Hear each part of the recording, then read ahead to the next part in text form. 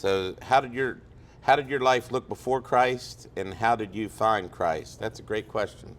So I didn't grow up like in a Christian home. So like I'll use an example. So like Caleb's life's been different than a lot of kids' lives because he has to deal with who I am.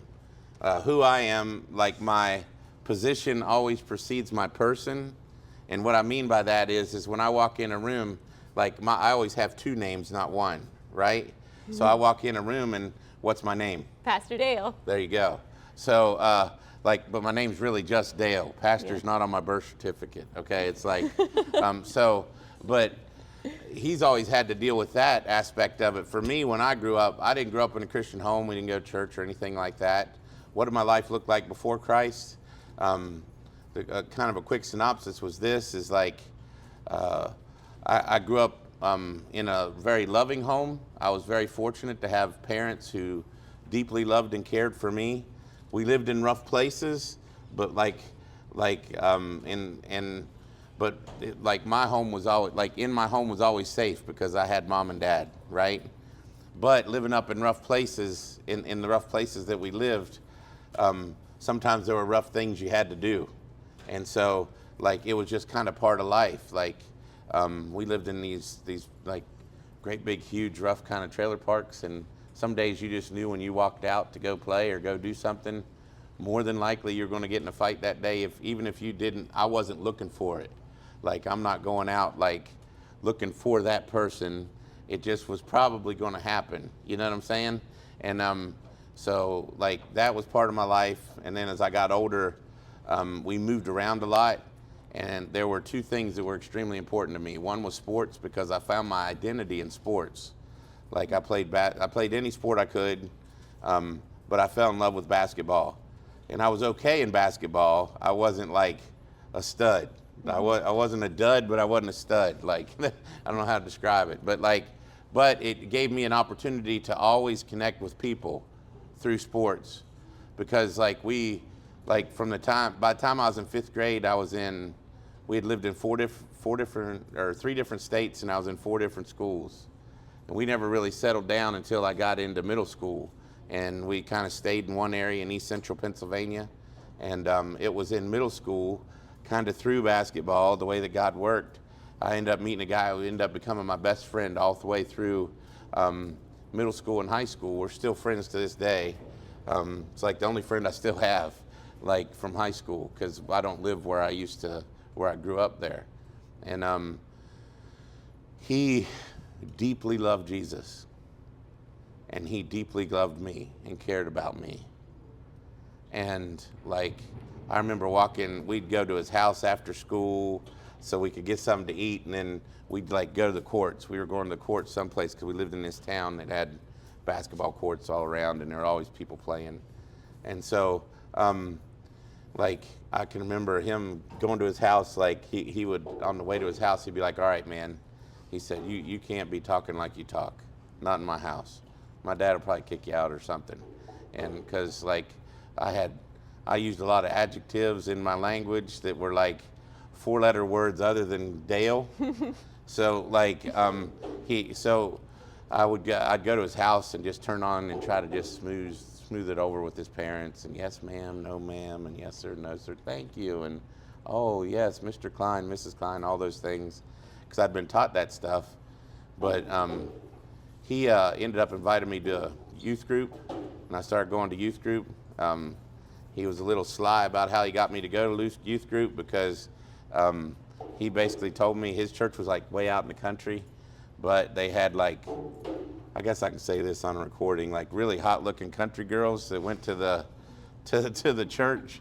So he goes, "Hey man," he said, "there's some girls from the high school that was just south of us that was like the country, like country high school with all the farmers and stuff." And he said, "Hey man, you know that girl and that girl." I'm like, hallelujah, I think I need to go to that youth group, you know? And I started going to that youth group, and I started hearing about Christ. And it ended up that he applied for a job to work at a camp. I applied at the same place. And it was through working at that Christian camp for the summer that like I couldn't get away from Jesus. I couldn't get away from it. And I just came to this point where I knew without a doubt that I wanted him. And my friend came and he explained to me that you need to repent of your sin and trust Christ alone to save you. Nobody else can do this, only Christ. And so that's how I came to know Christ. That's kind of a little bit about what I was like beforehand. So. That's good. You can go into the next one. Okay. What is the best way to get back into your faith if you sort of drift away for whatever reason? Great question. Yeah. I would say getting linked into a local church is really important. A youth group, small group, something like that. Finding somebody to disciple you. And that can just look like, seeing somebody that maybe is a step ahead of you in their walk with the Lord or in life, and saying, like, do you mind, like the older lady that disciples me, we just met before this, we meet once a month. So that's really been helpful in my walk. That was when my relationship with the Lord really did a 180, is when I got to college and somebody started discipling me and investing in me. But spending time in prayer, even if that's like you have to set a timer on your phone and set your phone outside the room for 5 minutes, and you spend that 5 minutes in prayer. I have a prayer journal that, like, there's certain things and people that I want to pray over every single day. So that, like, keeps me focused on talking with God in that way. Find a good Bible reading plan, or like you said, just start with a chapter a day. Start with, the Gospels, Matthew, Mark, Luke, or John. So that would be my advice. And like we talked about before, having somebody hold you accountable. So maybe, like, ask a friend, like, hey, do you want to do this Bible reading with me? Or let's, meet up every now and then and talk about the work that God's doing in and through our life. But don't do it alone. So, we're meant to live, like, we're meant to live in community. Does that make sense? That's like we have a desire, all of us have a desire to have somebody in our lives we trust. And that's why that's why you're sitting at the tables that you sit at right now. You know the people there. There's some kind of bond. There's some kind of connection. There's some kind of, like, community you have with them. So you need that in your life, in all areas of your life. And when it comes to our faith especially, we need those who are going to really deeply care for us. So that's how I'd say, if you're drifting away, find people that deeply care about Jesus and you, and just go get with them. Yeah. And I know we didn't get to all the questions. We might be able to come back another time. Well, I hope that you guys enjoyed that episode with Pastor Dale and I doing the Q&A at the high school. They had some great questions.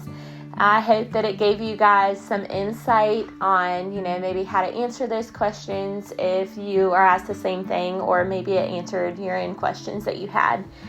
It was really cool how they did have really deep questions, because we did this last year, something similar, at the youth retreat that we put on. And there was some funny questions, which were a lot of fun. And then there was also some pretty serious questions as well. But all of these questions were pretty serious. Another thing that I realized after the fact was, they asked us to share our life story. And for the sake of time, like, Pastor Dale has an awesome life story, so he was able to share his. And for the sake of time, I didn't go into detail and share mine. I've shared it, little bits and pieces of it past times that I've been at the high school. But then when I was looking at all the extra questions that we did not get to, I realized that a couple people had asked about that and about our testimony. So hopefully we get to go back again soon. And I do plan on sharing mine up there, just a little, 3 to 5 minute version of my testimony for them to hear, because a lot of my brokenness and hard parts that I went through in my life were through my high school years, and there's a lot of transformation that came after that. So if you guys ever have any questions, just reach out. And like I said in the beginning, if you have those questions, we might be able to do some more Q&As here and there. It's something that I really enjoy. I know answering questions on the spot can make people really nervous, but it's something that I absolutely love. I'd much rather do that than, write messages to give or anything. Although, I do that from time to time for the youth and the women. So, just let me know if y'all have any prayer requests, or if you feel led to share your testimony, just reach out and we'll talk about having you on. All right, guys, have a great week. See ya.